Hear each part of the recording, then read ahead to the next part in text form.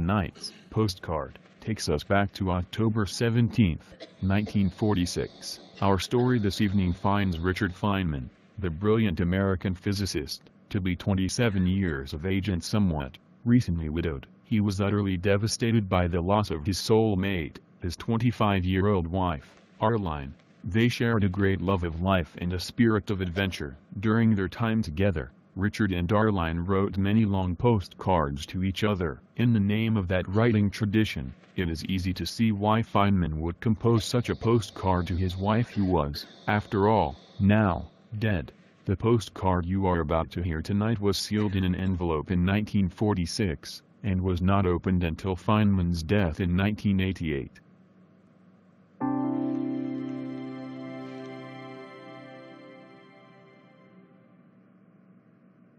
Darling, I adore you, sweetheart.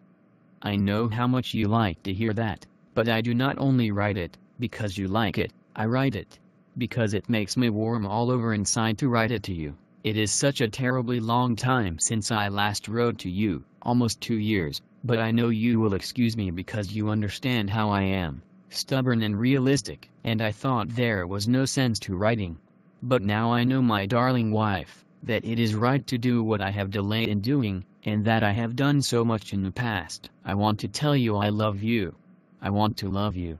I always will love you. I find it hard to understand in my mind what it means to love you after you are dead, but I still want to comfort and take care of you, and I want you to love me and care for me. I want to have problems to discuss with you. I want to do little projects with you. I never thought until just now that we can do that. What should we do? We started to learn to make clothes together, or learn Chinese, or getting a movie projector. Can't I do something now? No. I am alone without you, and you were the idea woman and general instigator of all our wild adventures. When you were sick, you worried, because you could not give me something that you wanted to and thought I needed. You needn't have worried.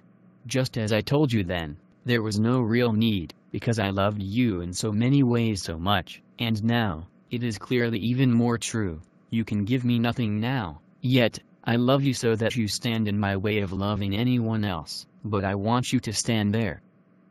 You, dead, are so much better than anyone else alive. I know you will assure me that I am foolish, and that you want me to have full happiness, and you don't want to be in my way. I will bet you are surprised that I do not even have a girlfriend, except you, sweetheart. After 2 years.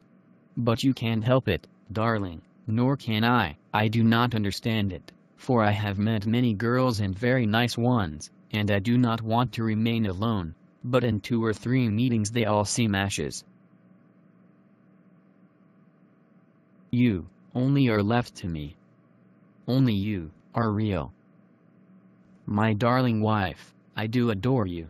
I love my wife. My wife is dead.